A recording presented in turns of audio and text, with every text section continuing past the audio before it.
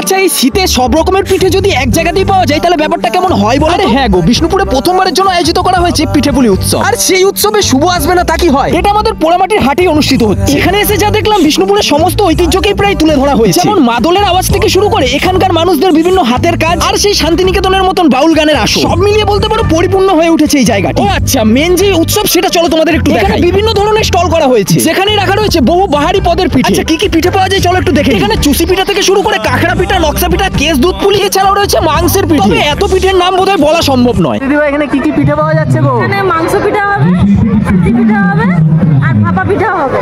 তো মোটামুটি 6টার মধ্যে সব শেষ হয়ে গেছে।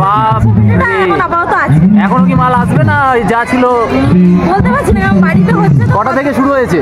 আমাদের এটা শুরু করেছি প্রায় সকাল থেকে। তোমরা চাইলে এখানে লাইভ পিঠে বানানোও দেখতে পারো। আচ্ছা দাঁড়াও, ঝটপট আমিও কিছু পিঠে ট্রাই করি। হ্যাঁ, শুরুতেই নিয়ে নিলাম ভাপা পিঠে। আরে এই পিঠের স্বাদ নাও নি এমন বাঙালি কিন্তু খুব কমই আছে। সত্যি এই পিঠেটা খেতে কিন্তু দুর্দান্ত লাগছিল। আচ্ছা তোমরা আমায় কমেন্টে বলো তো কে কোন পিঠেটা খেতে বেশি পছন্দ করো। পাশের এই সুন্দর মঞ্চটি দেখছো, এখানে কিন্তু বেশ সুন্দর সুন্দর অনুষ্ঠান আয়োজিত করা হয়েছে গো। আরে হ্যাঁ, এখানে কিন্তু মাংসেরও পিঠে পাওয়া যাচ্ছে গো।